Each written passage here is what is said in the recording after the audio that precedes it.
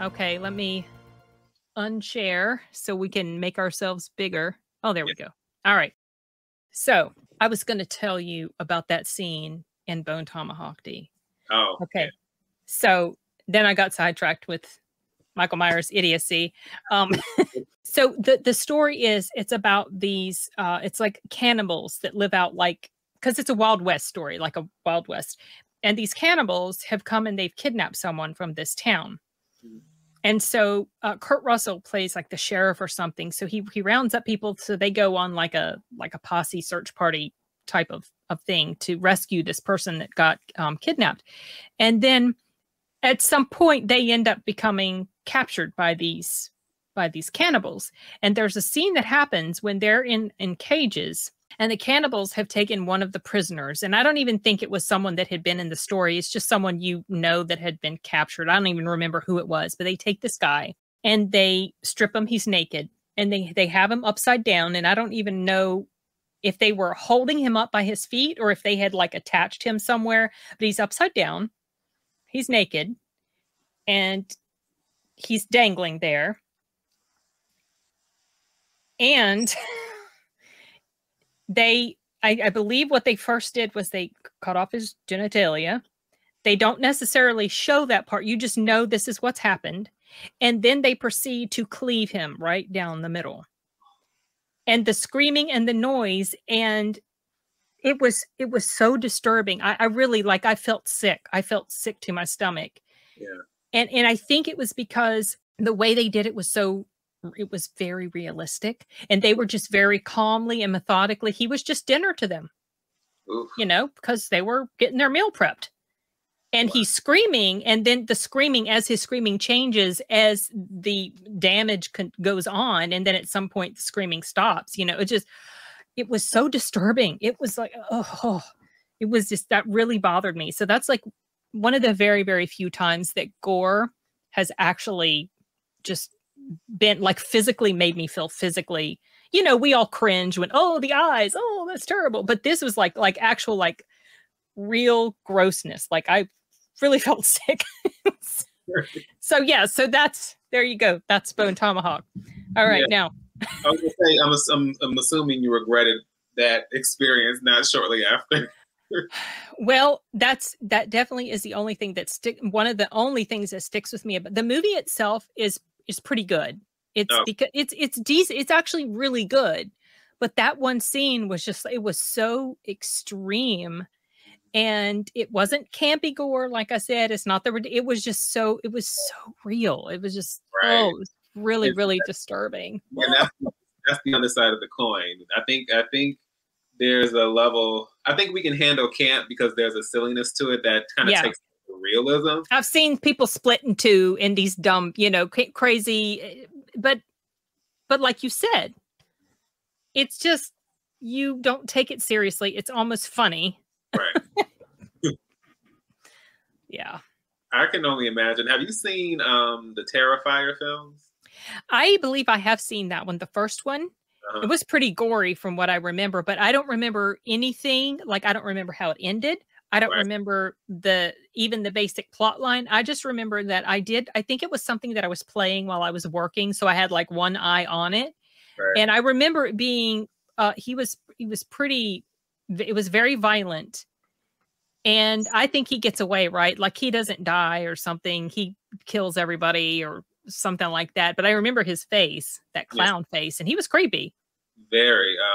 And so, the second one just came out recently. Yes, but I feel like I need to rewatch the first one. Yeah, I'd be interested to hear your thoughts rewatching the first one, but if you actually go and watch the second one, I really need to hear a review or your thoughts or something, because people are saying like the first film has nothing on the second one. Really? Like when you were talking about the Tomahawk film, what kind of came to mind? Okay, so that makes me wonder but I wonder if it, the gore in that film wasn't goofy gore, because he was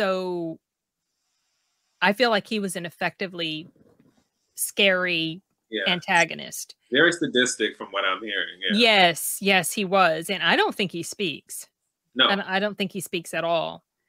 So have you seen the first one? You have seen? You have not. Okay. You scared? Because here's the thing, like I'm not like hardcore horror, but I do enjoy horror, especially like when I've said it.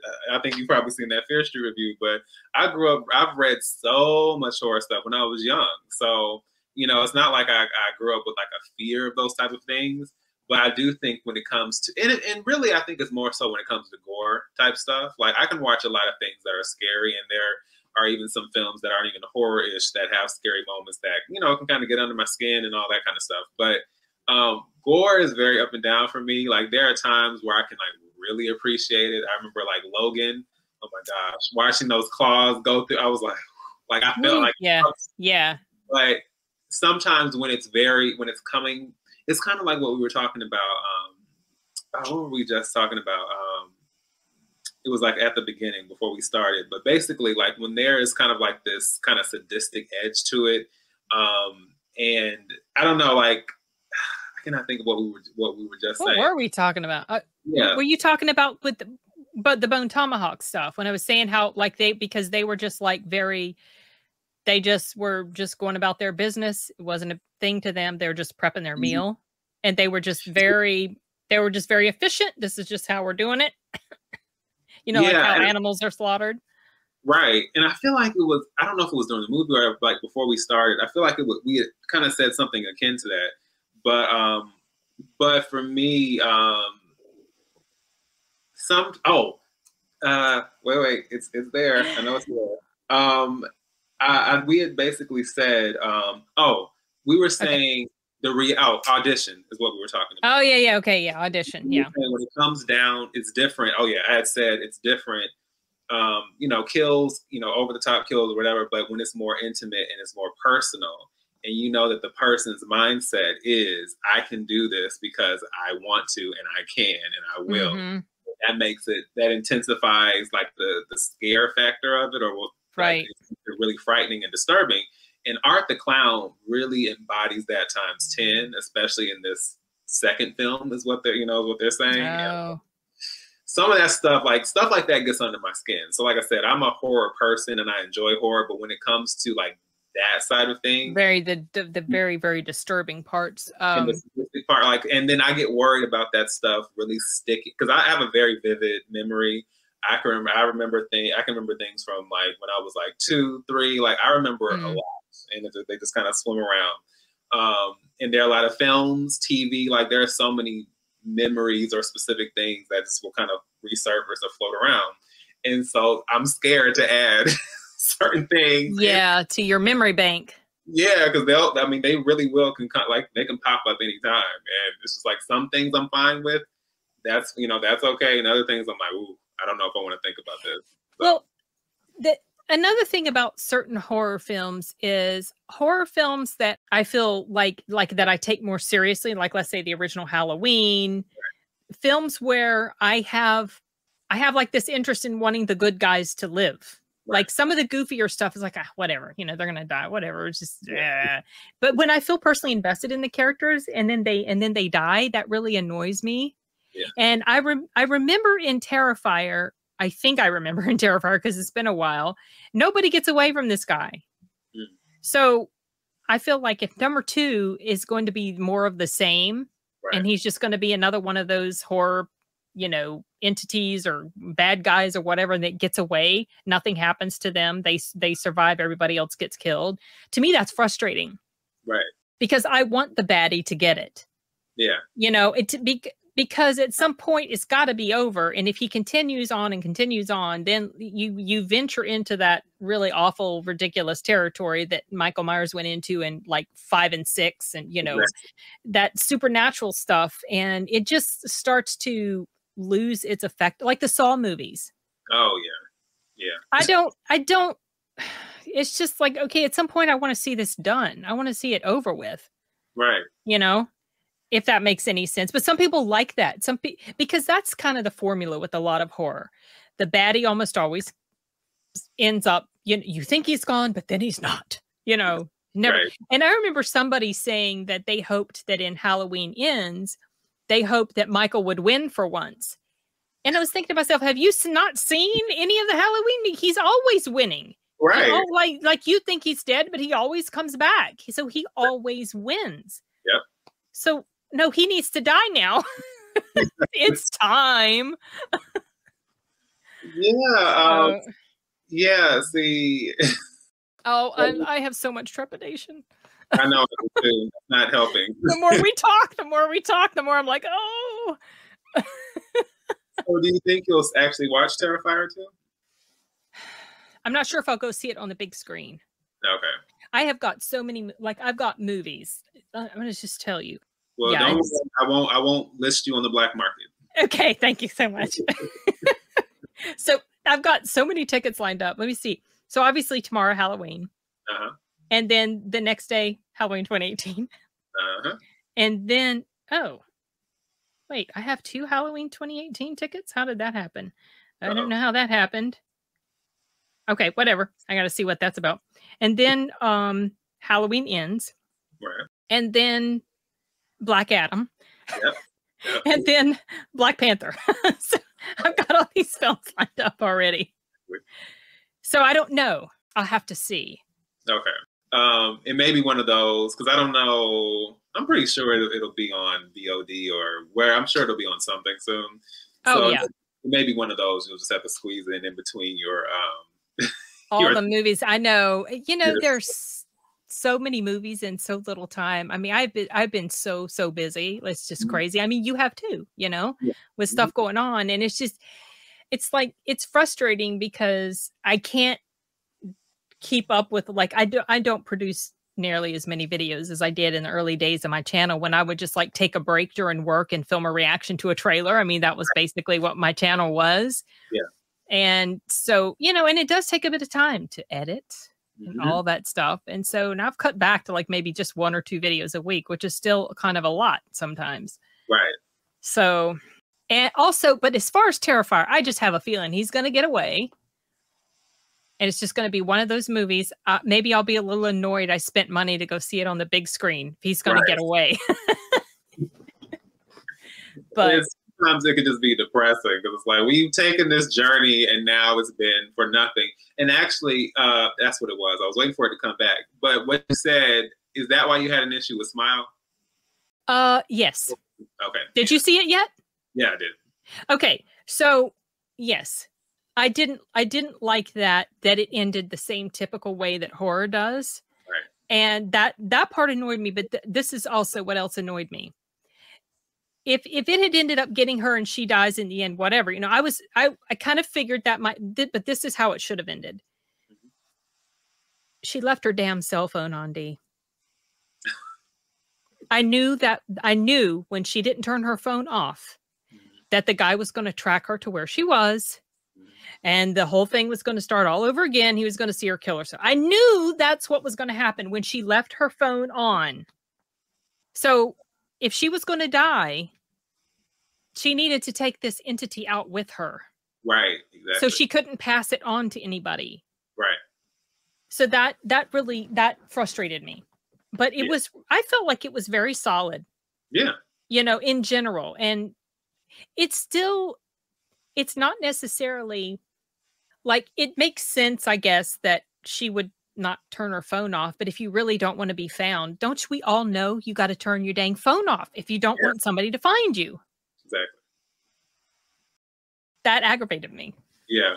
Yeah. And it's so because they really did some interesting stuff. Even when they had her go all the way to the guy's apartment, and then you realize she's not actually in the apartment. That was very effectively kind of misleading you there. Yeah, and then the thing gets its face off, and then you see this, some of that stuff I just was really, creepy and really effective, and it was fun. And then they take and it's weird because it's some people think that, I guess some people think that because it's horror, it has to always be the unhappy ending. And I get that with some films, but I don't think that has to always be the case. Or if I feel like it's possible to still have the protagonist win, but there still be a Yes. consequence or something.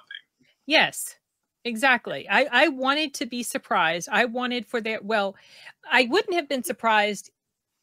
No, I would have been surprised if it ended the way I said, where she somehow is able to kill herself, and this entity is gone because it can't transfer itself to anybody else or whatever. That would have surprised me. It also would have surprised me if she had lived and it had been happily ever after. But the ending that happened was completely predictable to me, and that really, really aggravated me. Yeah. I was so invested in her case. She did such a good job. I was really impressed with her. Did you know she's Kevin Bacon's daughter? I had no idea. Actually, I didn't, and for some reason that makes sense now. Because I'm pretty sure her mother. I'm guessing her mother is Keira Sedgwick, and I assume, because they've been together like forever.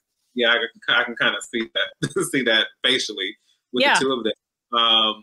But it's funny because I knew her from. Did you see Mayor of Easttown? No, but I've heard about it. I haven't seen it. Mayor of Easttown was really, really great. But she was in that, and she was, I'll just say her character was an addict, or a recovering addict. Okay. And she and the main character kind of have a contentious relationship for something involving like some past trauma and issues and things like that. And she's part of her family unwillingly. So yeah.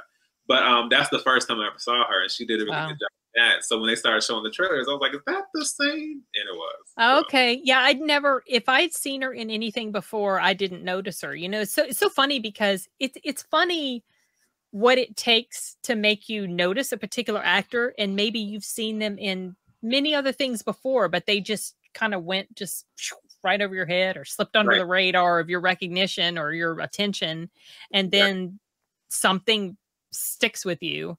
And obviously her character is going to stick with me in this because she was the main character. But I thought she pulled it off really well. Like I said, I had a hard time getting past her boyfriend because he's just like A-Train the whole time I see him. I haven't seen The Boys yet, but I already knew him. Oh, gosh. And I already knew him from, what was it? I think he got his star on this. It was a star show called Survivor's Remorse. And I think that was like centered around basketball. But my kind of introduction to him was technically in Independence Day Resurgence, which was I never saw that movie.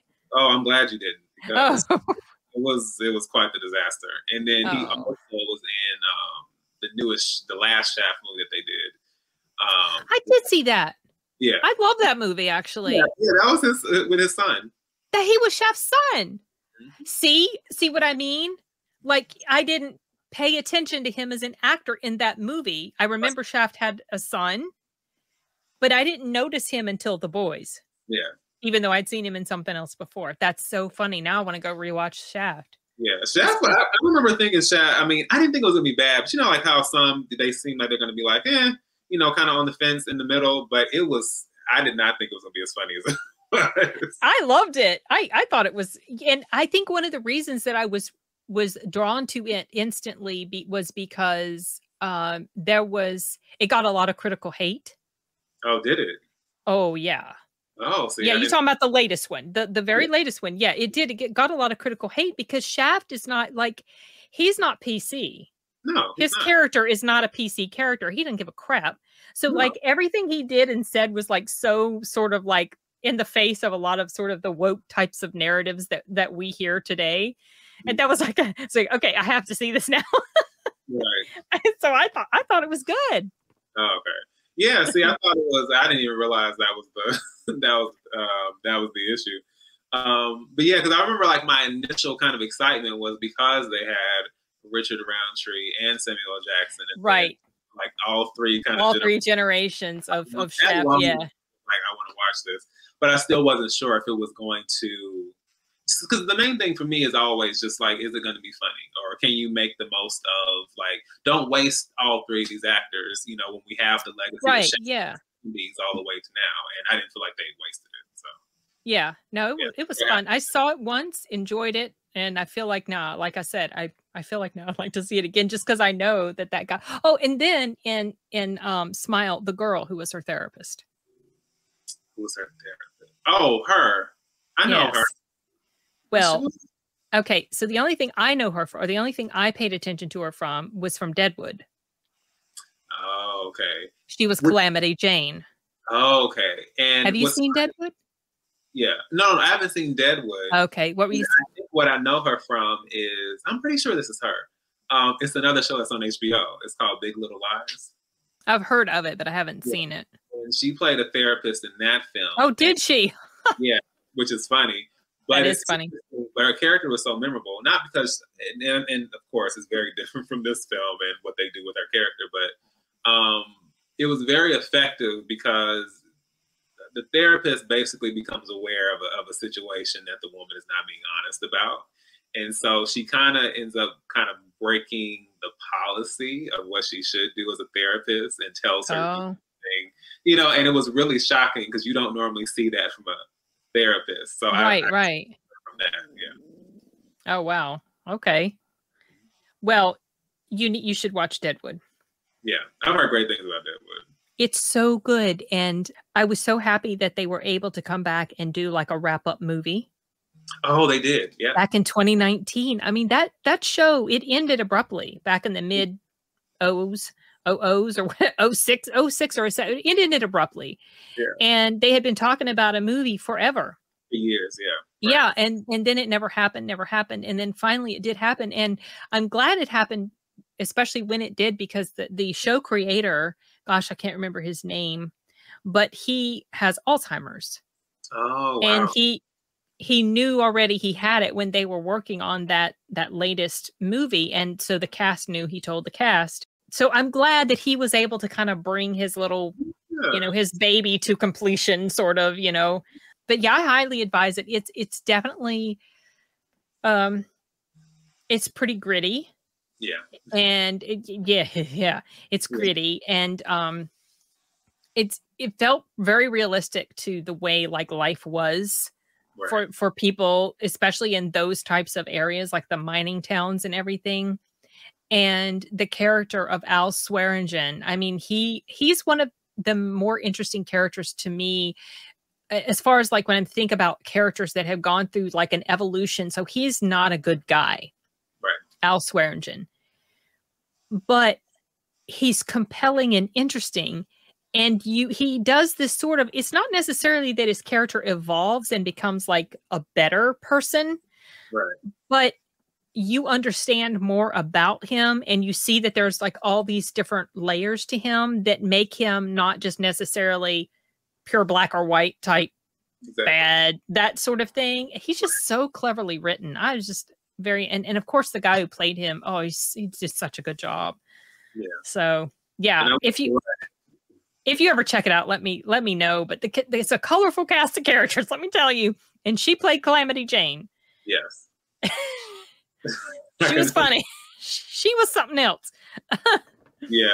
I was going to say, I don't expect any less from HBO because, they were the ones who were ahead of they started the whole premium television thing. Oh, yeah. That's right. Yeah, that's because right. It was Deadwood, Oz especially. I remember I accidentally caught Oz one night and I was like, oh my gosh. Like, I didn't know this kind of stuff was allowed. Even for it to be HBO, I still was shocked because I was like, I didn't realize that was the thing. And then, of course, they had Sex in the City. Oh, yeah. Ended up watching Rome a few years later. I heard about Rome. Yeah. I love Rome, but it shocked the heck out of me. I was only... Was I 15 when that came on? Oh, yeah. I heard they were like full on, full frontal with like, isn't James Purefoy in there? Yes. Yeah. And yeah, and I heard we see quite a bit of him. But so I think at some point, I can't remember if he said like at some point he was like, okay, we don't need to keep seeing him like this. We don't need to keep showing these things. So I don't know if they like scaled back on that later on, but I had certainly heard about all that. And speaking of him, I started watching this series on Netflix. It had apparently been on the Sundance Channel. My boss actually told me about it. It's called Happen Leonard. Have you seen it? Oh, I did hear about it because one of my faves, Michael K. Williams, he was. Yeah. Mm-hmm. Yeah, he's in there. I'd never heard about it. I heard it was based on some stories, like a book series. Right. So now I'm curious to listen to the books, but I'm almost done. I'm like 12 minutes away from being done with the first season. There's only like 6 episodes per season, I think. So they've only made 18 episodes.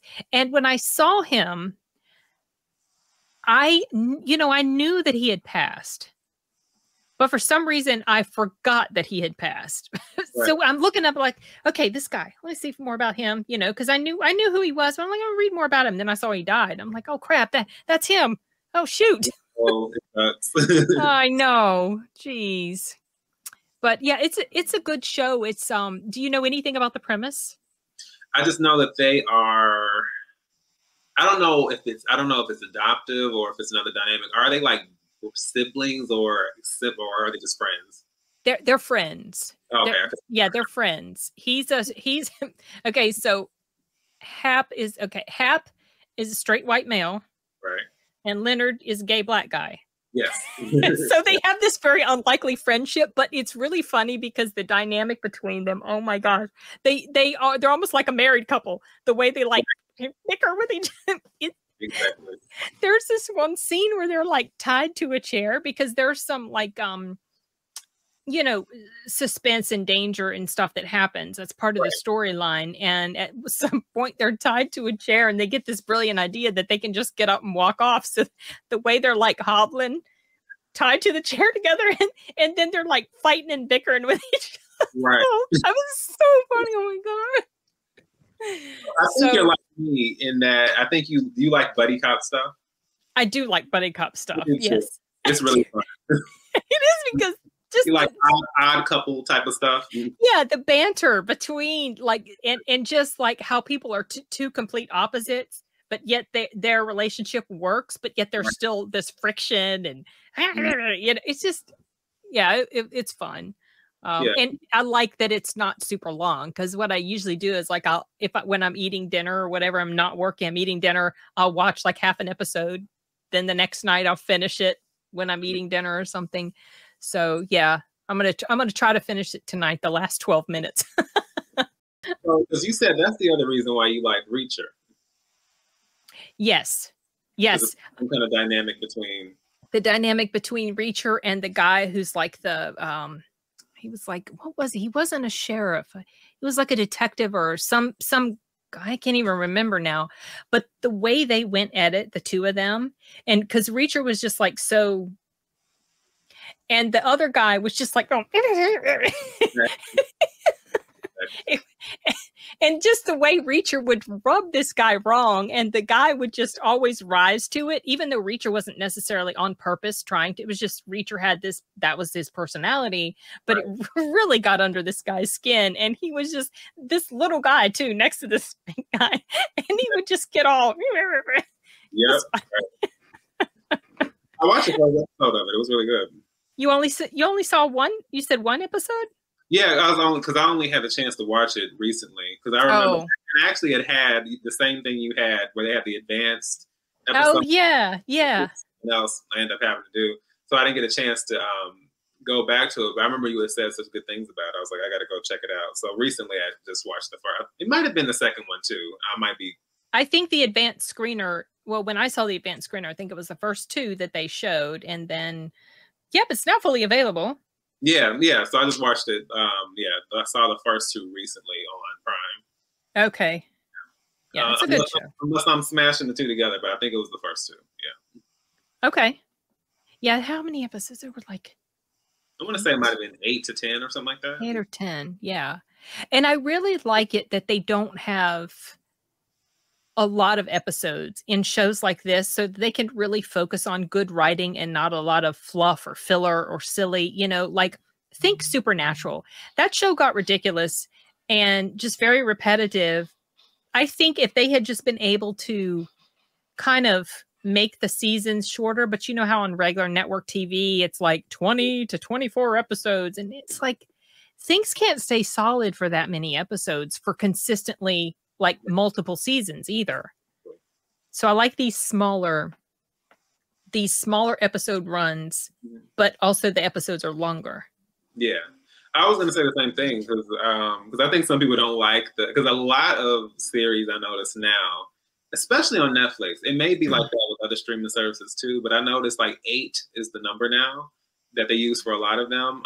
8 to 10.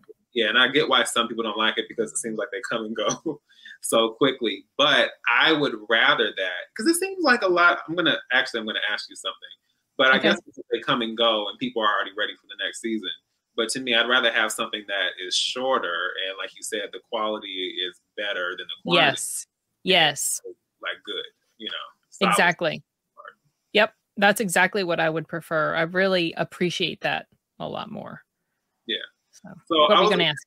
Because of that, because everything is so bingeable and like things like you can just literally just swallow up a whole season of a show in like less than a few days and so on and so forth. Do you feel like that may have made kind of the general audience, not everyone, but do you think like a lot of people, do you think it's kind of really whittled down the patience of a lot of people? Because I'll see where people will watch this, like the season comes out, they like binge through it, and they're like, okay. And then it'll be a couple of days and be like, where's the next season? Yeah. So long, where's the next season? Yeah, right. And when people say that, even, I mean, I could think of a few shows people have done this with. And of course, we've been through a pandemic. So, you know, the time it would have taken has also been stretched and complicated. And so it seems like a lot of people don't understand the time it takes to like the production, the pre-production, production, post-production process. I just wondered if I was the only one who noticed that. Because No, you're not. And yeah, and remember how back in the day when we would watch a show and we had to wait months for the next one? Yes, or even for something to come out on VHS. I remember that when I wanted the Mummy to come out, it seemed like it took like a lifetime. It was like the summer. It used to take like a year sometimes for movies, like way back when. Exactly. And now we've definitely been spoiled by the fact that a lot of stuff is just there really quickly and we don't have to wait as long. Yeah, no, I think that's true. And also just like, because a lot of people, I've heard people say, like, if there's a show that they want to watch, they want to wait till it's done so that they can then just watch the whole thing without having to wait. Right. At all. Yeah, exactly. So, and I get it in theory, or I might even get like for some seasons, people want to be able to binge all the way through. But actually, I'll be honest, for me, especially if it's done well, if a season finale is really done well enough, I'm actually good until it comes out again. Because like I feel like, ooh, I mean, yes, of course I want to see what happens next, but I feel like if it's done well enough, like I can like feel just the sense of satisfaction in the way that it kind of rounds out. And then also, I'm kind of a person who even like with movies, not all of them, but I like kind of like ambiguity and open-endedness. So I like the idea of like, oh, where are we going to go with this? You know, and then having to kind of wait and figure out. So, but it just depends. It doesn't work for every show and movie. So yeah, I don't mind open-endedness in a series, like the cliffhangery stuff. Is that what you mean? Oh yeah, that's what I'm saying. In that case, like we have to wait for the next. Now I don't want it to literally end with that, but well, that's what happens sometimes when shows get canceled. Exactly. Then you don't know. Dang it! Exactly. You never know. I appreciate it as far as like I'm okay because I know there's going to be another season, and I can like think about what's gonna like. I like being able to kind of consider what might happen next. But no, I don't want it as far as we end and like I never watched The Sopranos, but the way that show ended, I would be angry. I heard how it ended, and I didn't watch it either because I don't like mobster stuff. Yeah, I'm not into gangster crime. Like I've never been into stuff. Whatever. No, me either. It's pretty rare that I actually will be drawn to anything like that. But I heard, wow, very open ended. That would have annoyed me too. I'd be so mad if I invested all that time in that show. Yeah. And then it ended like that, and you just never know. No, we just cut the black. Bye. Yeah. So also there was another show that they did this ridiculous thing too that pissed off a lot of fans, and it was Lost. Oh, I heard about Lost. And I was really glad I didn't spend my time watching it because that sort of ending would have pissed me off too. I don't like it when they go there where like the person is dead and they don't know it. Sort of. Well, okay, it's very rare, like The Sixth Sense, but that was an exception. Right. In general, I think that is such a cop-out way to write something, especially like Identity, the movie Identity. I knew what that was about, so I never watched it because I was like, well, that's just annoying because, it's just taking place in his mind and it's all these identities. So he all these different identities he has, and it's like, I And don't see, like. yeah, no, I agree, and I feel like that's the. I mean, it's different, but he really used to get on my nerves. I don't know if I've seen it as much now, but I feel like for the longest, people were throwing out all these theories about like childhood TV shows or childhood stories or Disney movies and things like that. And the one that I kept hearing the most was Winnie the Pooh is actually about Christopher Robin's his mental disorder and how Eeyore is a manifestation of his depression. The owl is a manifestation of his need to be right. I don't know if it's narcissism. Piglet is a representation of his inner child. And it was like I was like, it was so like, okay. And then I would see, I can't think of the rest of them, but there would be so many where it's basically the idea for this is the person's crazy and this, I think it might have been Doug or it was something, but it's like, this is a manifestation of their mental illness and this disorder in their brain. I was like, can we have a concept that is not rooted in mental illness? Right. Depression and anxiety. Like I was like, no. Are you going to see the horror movie? The Winnie the Pooh horror? I don't know, because it looks so bad. I'm not mad at the idea of it, but like when I saw the trailer, I was like, "Ooh, what was the budget for this?" Because I haven't even seen the trailer yet. I just saw screenshots. It looks like they shot it on the iPhone, honestly. Or maybe an Android phone. Like I don't know. Oh, okay. Recorder even. Like it just looked kind of rough to me. And I'm not what's the word? I'm not like a super snob when it comes to having like the top notch quality and like it has to be polished and like I'm fine with that, but it looked very low budget. Oh, like one of those in an awkward way. Like this looks not like, in a good way. No.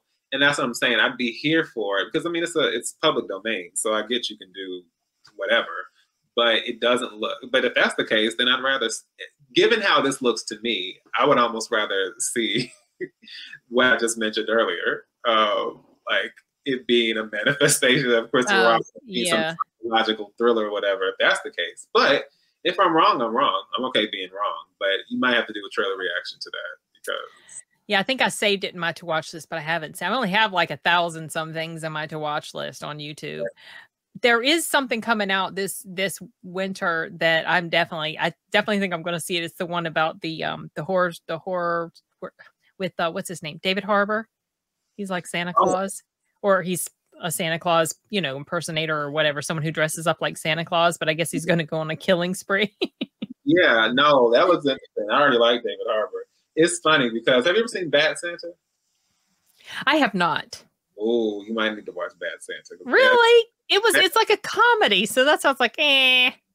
But it's one of those, and see the thing is, I don't know what the tone of this Santa movie is going to be. If it's going to be comedic or if it's going to be straightforward, violent, or whatever. Horror, yeah. But and mind you, this was back in like 2004. So sometimes, depending on the film, the comedy may seem dated or may seem too much of its time. But I remember Bad Santa being really funny. But it's basically. It's very foul. It's very R-rated in your face, and he's born as Santa. Or as Santa, a higher department store Santa or something like that. So I would recommend that just to see what you would think of it. But oh my gosh, I thought you were talking about the horror Grinch that's coming out. Oh, I haven't heard of that one. I just saw that earlier today, or last night, or something like that. Oh my gosh. Yeah. See, I don't like the Grinch movie. Mm-hmm. I don't care for it. And I never saw the Jim Carrey one. Yeah, I was never a fan of that. A lot of people because that was around that I was still a kid when that came out. But and I liked the animated one, but it wasn't something I watched a whole lot. Yeah, just not. But now I would watch a horror one. I would too, because it would I'm like how, but hopefully it doesn't look like. The Winnie the Pooh one. Oh, we can just pour a little more money and spread it around. And see, sometimes more money does help. It does. You know, there are cases for sure where, so like there's some movies where I feel like if they could just go back and if they had just had the budget and had the technology that they have now, they could have like ironed out a lot of that stuff, made it better. And in some movies they've done that, like in Terminator 2. Well, Terminator 2 was already an excellent movie, but they didn't have the technology they have today. So like now they could go back and they could put Arnold's face on the stunt guy, you know, and stuff like that is what can really help, like not a total dependency on things like that. Because I think practical effects are generally better, right? But just using the digital stuff to help supplement and prop up what, you know, the other stuff that's already there. Yeah. In those cases, the extra money is good. Yeah, and to me, that's when it's the best, when it's like a mixture of both, where it enhances the practical that's already there. And I wish they would do more of that, because to me, and oh my gosh, did you see The Invisible Man? Okay. Oh, the one that came out at the start of the pandemic. Yeah. Yes, I did see that once. I think I did a review for it. Oh, okay. I have to go back. I think I did, and I don't think I was in a good place when I watched it, because everything was going just crazy, you know. And so I was in a kind of a down sort of mental state of mind, just because of what was happening in the world and the way people were reacting to it and the way people were turning on each other. And it was just and I just felt like things were handled so badly by the government. Most of the governments in the world, I felt like, handled it so terribly. And we're going to deal with the ramifications of that for many, many years. And I was just very down. Yeah. And depressed. It was 2020. And that was why I started doing comedy reactions. Cause I was just like so down that whole year, you know? And so I was like that when I saw Invisible Man. And cause I was thinking, oh yeah, this came out and all these terrible things are happening right now. And this, you know, so I just kind of went into it with a kind of a negative mindset. I enjoyed it, but I feel like I could have enjoyed it more if the world hadn't gone crazy around me at the time. And see, the thing is, I watched it before all that stuff happened, so it was like, okay, it was like Bad Boys, it was that, it was Birds. Yeah, Bad Boys. Yeah, I think 1917. Like it was like a handful. Oh, 1917. Yeah, it was like a handful of those, and then it was like, oh no, but so yeah, so that's, but I understand because it was a great experience, but it was before, you know. Yeah, you got to see it on the big screen. I didn't see it. You know, when it first, like, it wasn't until it reached digital that I saw it, and all that stuff was already happening. Like when we saw Bad Boys, like you said, the world hadn't gone crazy yet. And also 1917. Oh, I love that movie, D. And let me tell you, Cyn, I am not even and even when it comes to genres I don't like, if the film is good, it's good. It doesn't matter the genre. If it just happens to be the standout, that's fine. And so I'm not a huge war film person. Me either. Now, mind you, I like films or even stories, you know, because I'm a reader too. I like seeing stories that take place during wartime and how it affects society or cities or people. Like, that's interesting. But if we're like on the battlefield, whatever reason, it's just I don't find that interesting for whatever. No, I get it. Yeah. Yeah, and I think what made 1917 work is, one, that they used that whole one take structure, and we're literally following this. Well, initially two guys, but we're following this guy throughout this journey, and so it was just a mindset I had versus just like, okay, who's getting killed, you know, next, and oh wait, we got to stop, and now we got to advance. It just was more of the hero's journey that they talk about when it comes to film and stories. I think that's what made it work so much. Oh, it was just, yeah, that's true. And I think I'm not sure how much I would have been into it if it hadn't been filmed technically the way they did it. Oh, yeah. I'm not sure, because then it just would have felt like any other type of, but it was just like the way they did it. It was just so interesting. I mean, I was just fascinated. I felt like I took this literal hours-long journey with this guy. You know? Yeah, it was amazing. Effective, yeah. Yeah, it was. And I still feel like that one should have won Best Picture. I agree. I'm still salty about that because... Say what? What did win? Parasite. Oh, I mean, I did like Parasite, but 19. I mean, it's hard because I really enjoyed both. But 1917 was just was just so masterful, and just the way that they approached that story and the line and all that. It is tough because I've had plenty of Oscar years where it's been like three or like more that I've really enjoyed, and not every Oscar film I'm into, but there have actually been some years where I've been like, ooh, like I don't know what deserves. Yeah, most of the time I'm not. I like, because most of the time the films that they pick for Oscar, you know, up for nomination are it's stuff I'm just not into. I just don't care. And I don't watch the Oscars anyway, but you can't help but notice who wins what. Oh, yeah. And I remember that I did a list of I think I did a list of my favorite films at the end of 2019, but I had not seen 2017. I hadn't seen 1917 yet. And I wish I had, because that would have definitely gone on my list. But it was after I saw that movie, I said, oh, this is going to win Best Picture. Right.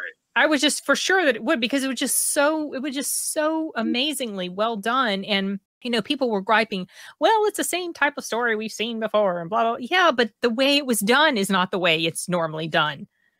Yeah. And I don't feel like we haven't seen that story before. Right. We've seen war stories before, but it's all about changing the perspective and the lens, through which you tell that story. And that's what they did. Yeah. It is. So I really didn't. There are a few films that, you go into it and you don't necessarily have high expectation that you're going to love it, but you just like Top Gun. Oh yeah. Okay.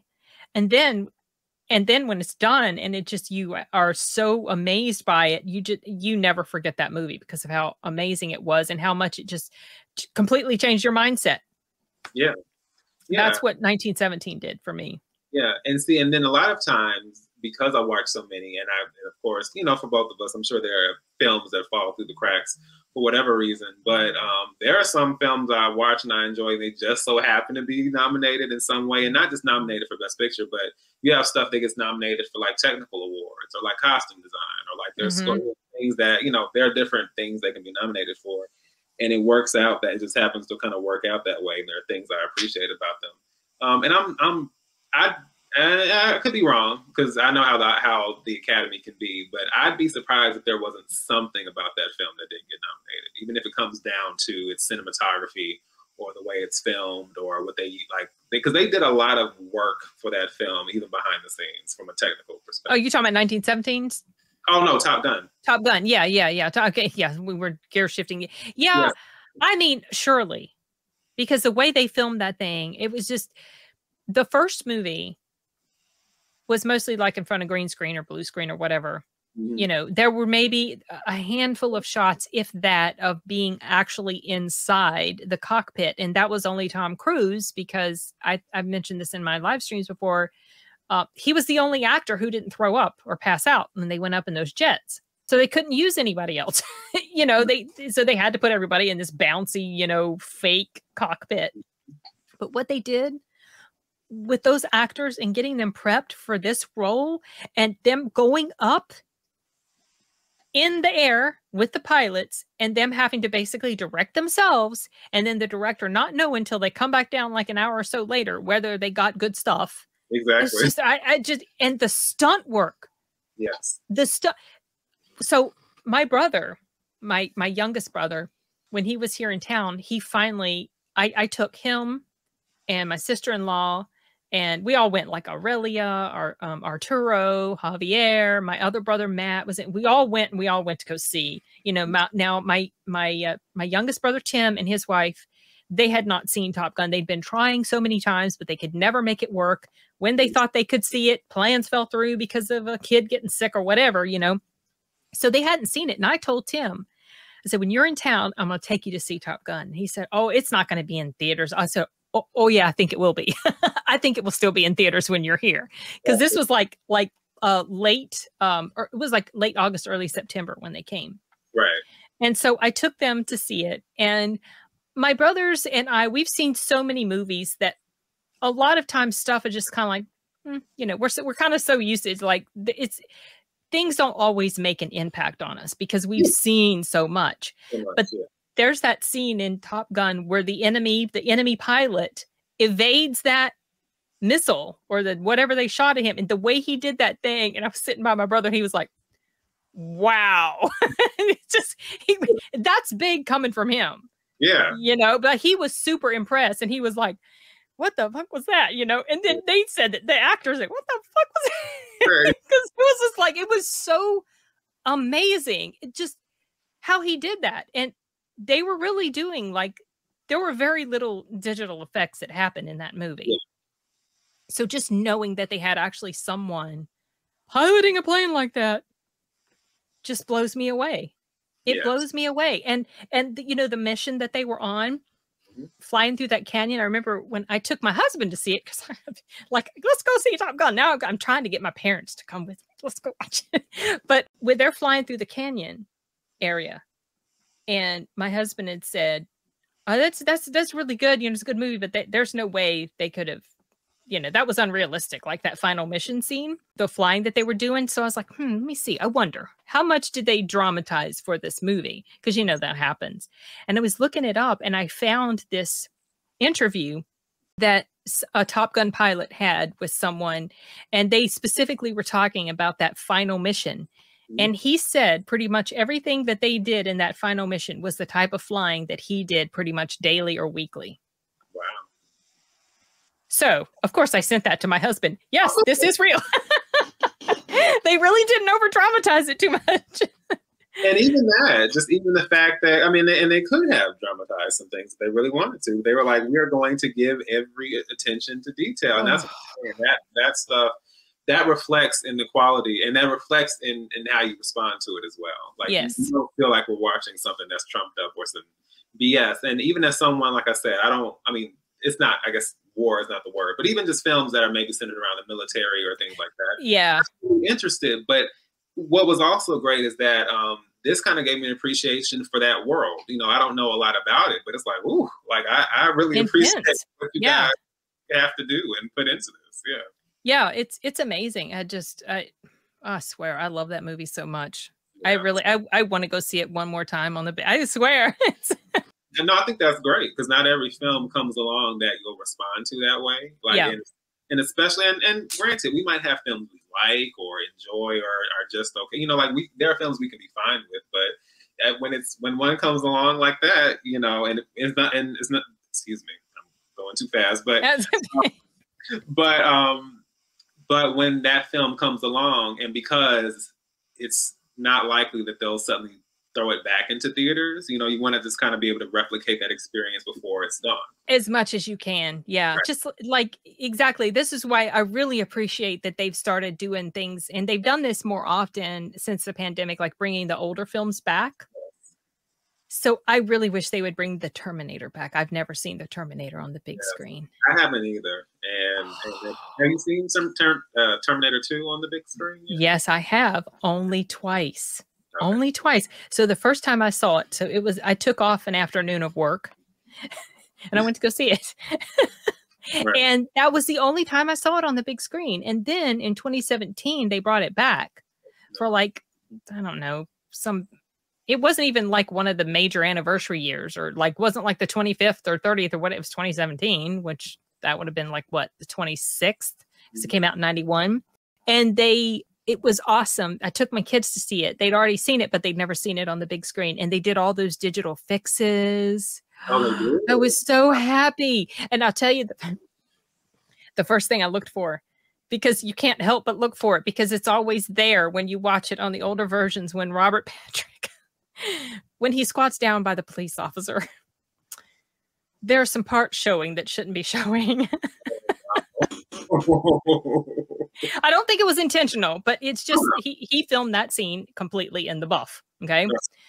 And it took a few times of watching it before I actually, like, I noticed, oh, whoa. Now then you can't help but see it, because it's like there. And in this scene, you know, it's like, well, and it was gone. I'm like, wait. Oh. Did they do some stuff? Did they do stuff? So then I started to pay attention to other things, like, I was like, okay, I'm going to pay attention when Arnold's character jumps off the wall. He's on that motorcycle, and he jumps down into the canal. I'm going to look and see if that looks like his face or if it looks like the stuntman. Because the stuntman had a very similar facial structure to Arnold, but you could tell it wasn't Arnold. So I looked really hard and it was Arnold's face. Like, oh, so then I started to look at other things. I was like, oh, so there's a scene where they're escaping the mental institution. Right. And during that scene, I was listening to commentary about it, but during that scene, you can sort of see like there's this guy's head in the back seat. And he's the dude that's like doing some steering or something. He's doing something with it. Right. Well, that never bothered me because John Connor was supposed to be in the back seat. For all you know, that's John Connor. But I remember James Cameron was saying, "Oh, that's that. You know, this is the guy, this man in the." So it bothered him. Well, they took that out. And then the final thing that I paid attention to was at the very end when the Terminator is cutting his arm off. Okay, when he stands up, you can see the sock on his hand because his hand gets loose from, you know, because, you know, he has it bound, right? It's hidden. Well, it gets loose and you can see his hand with the sock dangling there. Okay. So when that came around, I looked and it's gone. Oh, wow. Okay. So that was exciting to be able to see, like they took this movie that was pretty much perfect already. It had those little tiny flaws, whatever. And they perfected it even more by being able to fix those things. So I was like, wow. So anyway, I love to see films that I've never experienced on the big screen. Like The Lost Boys was so much fun. Right. Because you would think, because I know you've probably seen that one a few times, and I know people will probably think, well, why would you go watch something you've already seen? But it's like, it's just not the same experience. No, it isn't. And I really had a great appreciation for the way they filmed that movie because, so, you know, they never really showed the vampires do things like flying too much. Oh, okay. You saw it a little bit when Kiefer and like when Kiefer and Jason Patrick were like went at each other in the air. But for the most part, they kept those things hidden. And that was partly because they didn't really have the budget to show them do all this flying. Plus, it would look kind of goofy anyway, because it would have been pretty much practical or whatever. So they just kept it a secret from your eyes, which made it even more suspenseful that you couldn't see them. You just knew they were there and they were coming. Right. And so seeing that on the big screen, that really, like, you can just feel it even more than when you watch it on the small screen. Yeah, you know what? Let me tell you something. Hold on a second. Okay. You're probably gonna laugh as soon as I. Oh no. Uh-oh. It's nothing too crazy. So I look because we've been talking. You have a mask? Oh no, I wouldn't do. Oh, okay. Okay. Okay. No, I know Arturo does. Yeah, yes, he does.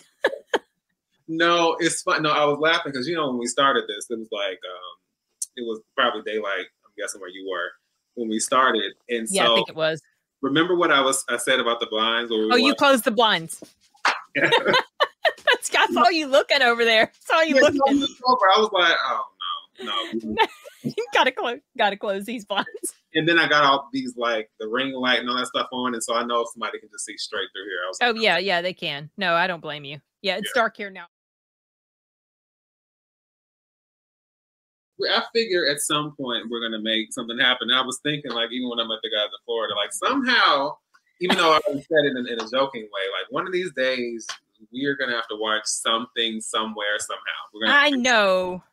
I don't have when I go see movies, I'm by myself most of the time. Like I'll take my son, but a lot of times if I'm watching a new movie, he's working or he's going to work or whatever. So it's kind of, my husband's not too big into movies and he's also really busy too. I mean, we're both super busy. Like the biggest thing I do for fun is go see movies.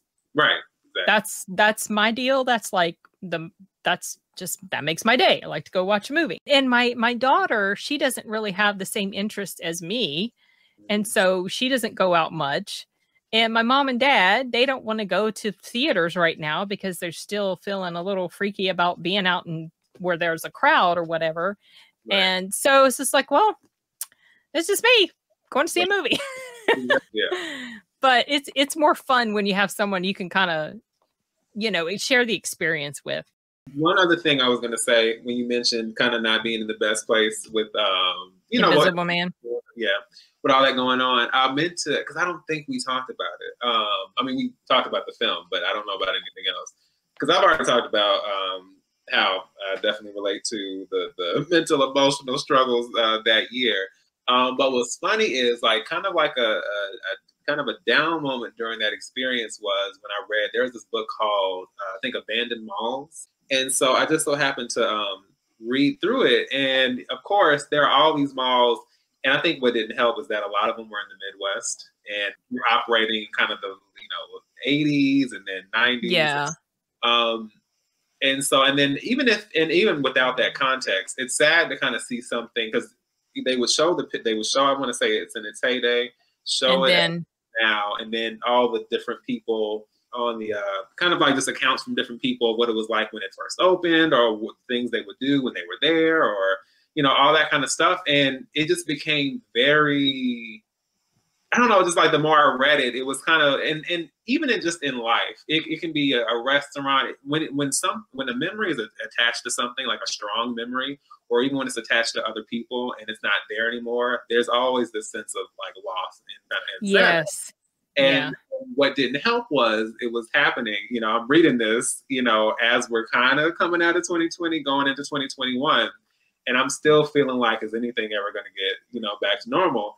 And what didn't help as I was reading it is that when I think about, malls when I was younger, I think about certain family members, certain friends. I'm talking about people who aren't even, with me anymore.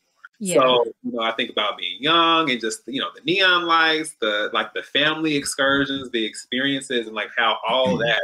So I think just kind of the weight of all that, like it really, and I have emotional moments, but it was like a deep kind of grief experience. And what's ironic, and this is where the movie comes in.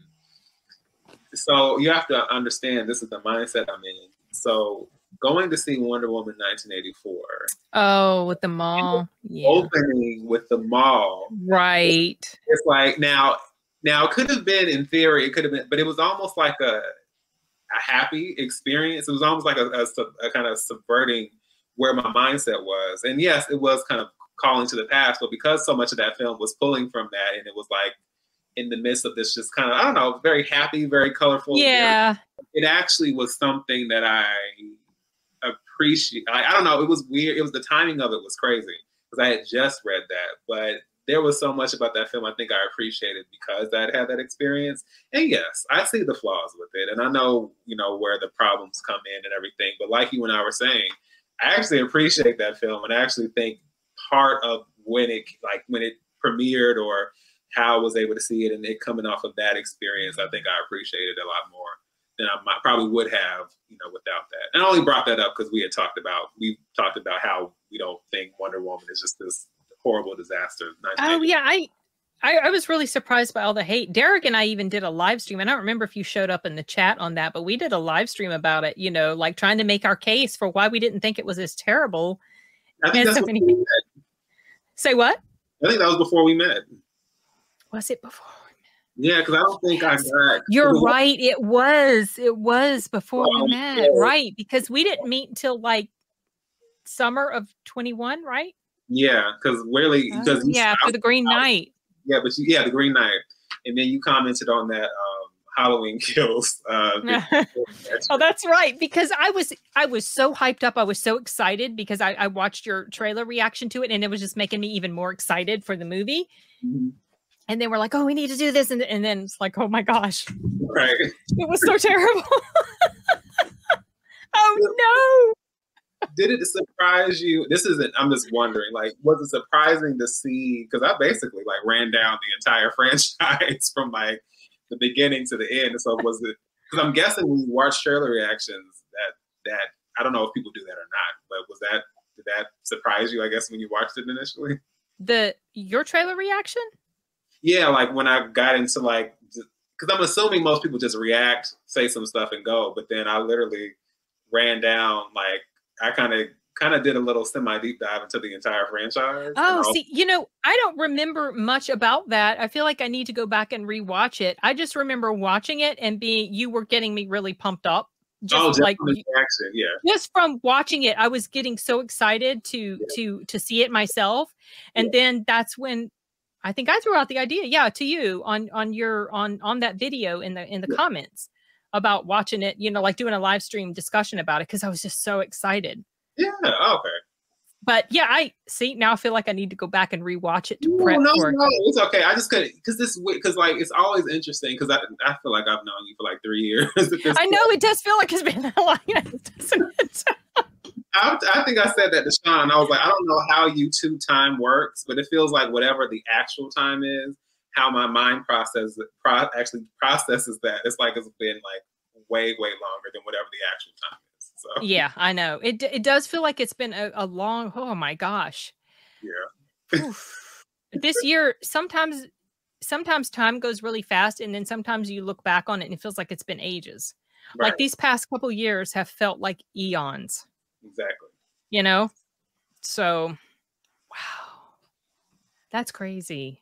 Yeah.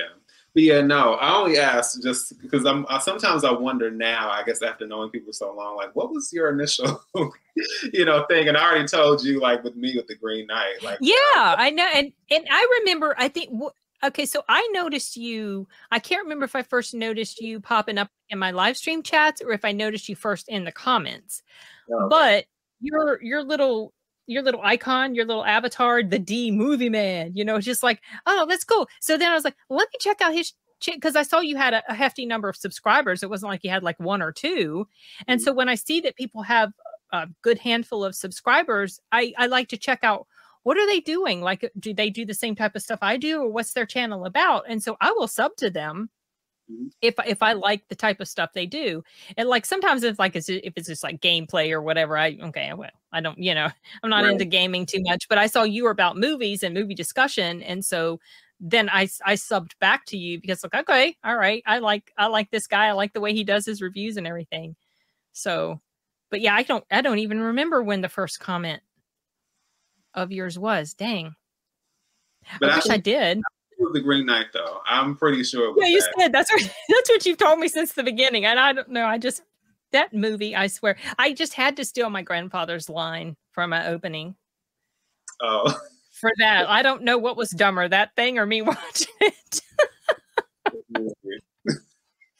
Oh my gosh. So the Green Knight was like, so Moonfall is my 2022 version of the Green Knight. Oh, okay. Yeah. And I've heard, and now I just really have to watch it just based off of that. Oh my gosh. He said, I could be wrong. I feel like it's 2 movies. I want to say, are Morbius and Black Hat the only things that have come close, or are there other films? Black Hat? I want to say, wasn't it some really bad film with Liam Neeson or something like that? Blacklight. Oh, Blacklight. Okay. Blacklight was terrible. Right. It wasn't very good. So I think the more I think. Oh, you did. No, you think I said what? Refresh my memory, because I don't always remember what I said sometimes. I think you had said. Continually, that's been your barometer. You're like, it's not a Moonfall, not as bad as Moonfall. Yeah, that's Moonfall is my barometer.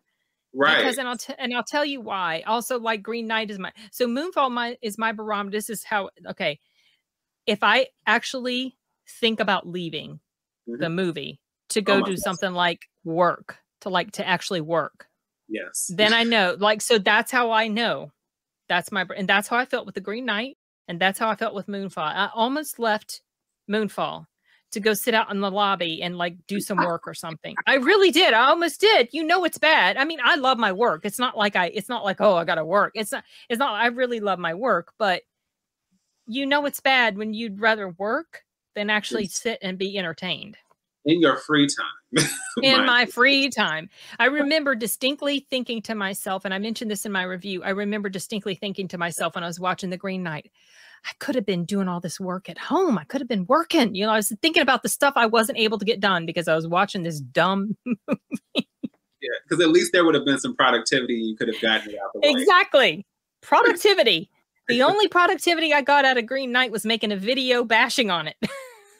Well, and then I got you as a friend, so there's that. It served a purpose. That's what we always come back to, isn't it? Right.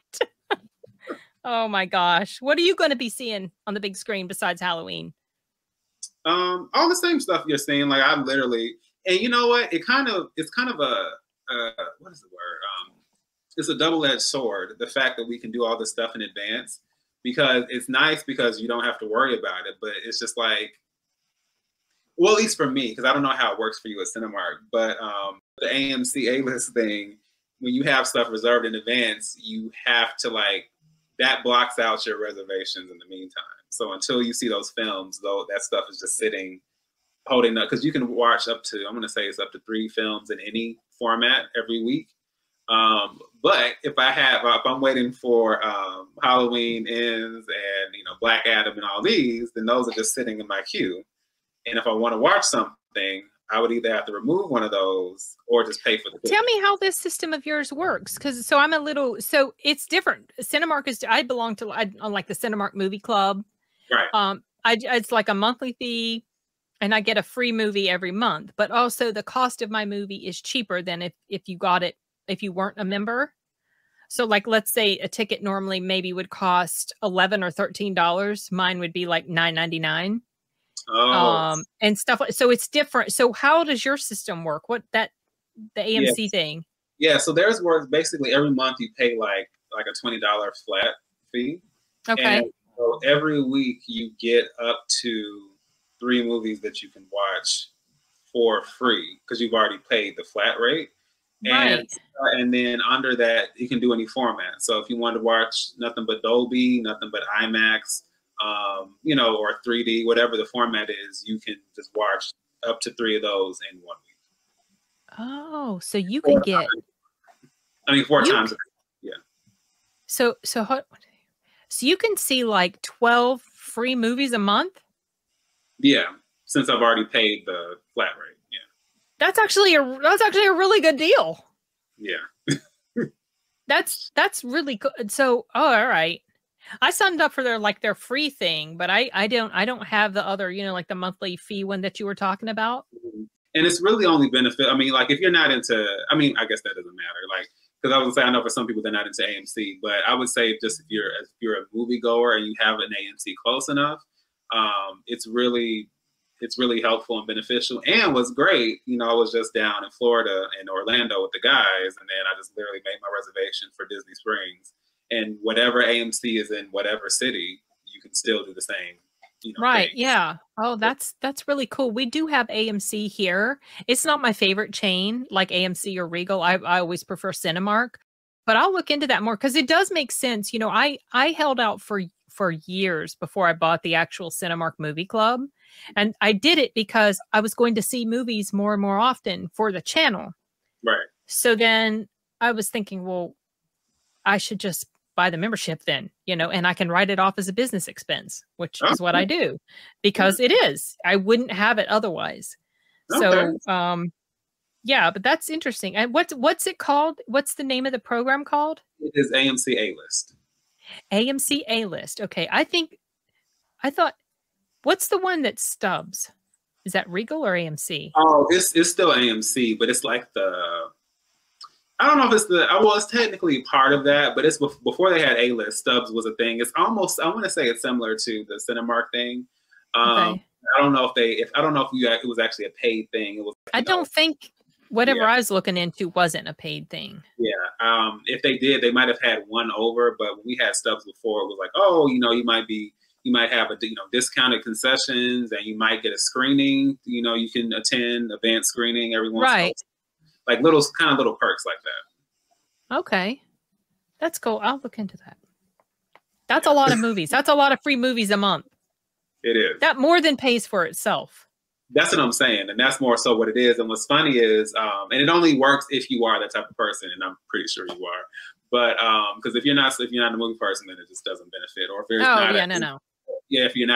there's not an AMC that's anywhere really close to you, as far as you having to really burn some gas going back and forth. Right. Especially with the cost of gas these days. Exactly. And I drive a honking vehicle, so. Oh, really? Yes, I do. Oh. I only feel safe in the bigger ones because I had an accident. Oh, few okay. years ago. Yeah. So sorry, I interrupted. That was a tangent. Go ahead. Oh, no, you're You're okay. talking about the time, like if you got one close to you. Yeah, because I know depending on your location, that can kind of suck if you're not Oh in the yeah. central area. But Yeah. but what's funny is before that, I had Movie Pass. Oh yeah, my brother had Movie Pass. That's completely gone now, isn't it? Well, it was, and now And then all I of a heard it's sudden, coming back. yeah, they popped up saying like, "Oh, hey, we're doing this again." I was like, that didn't go so well the last time." And let me be very honest, because I remember hearing about this was like around maybe 2016, and I remember hearing about it, but it sounded. I don't want to say it sounded like a scam, but it just sounded odd. I'm like, how does this like How work? too good to be true. Yeah. Yeah, it's going to be true, right? Yeah. And really, I hadn't really heard much because they had been around much longer before that point that I had heard about them, but they had lowered their fee to like $9.95, which was fine, but they should have raised it after a certain window, which is kind of the beginning of the end. But I got on board, and I got the card. I was like, "We'll just see." I don't have to attach any credit card information to this, because I think that's the other thing. Because it was a credit card, I think people thought like, "Okay, you're going to try to hook this into my bank information," and Right. it was literally just set up within the card. And so they had it to where you had the app, you would go and set up like your whatever movie you were checking into. You would take that card and they would swipe it like you were paying for it, and it would all sync through that app. And Okay. they would just print you out a ticket and you would go. And the way theirs was set up, I think you could go.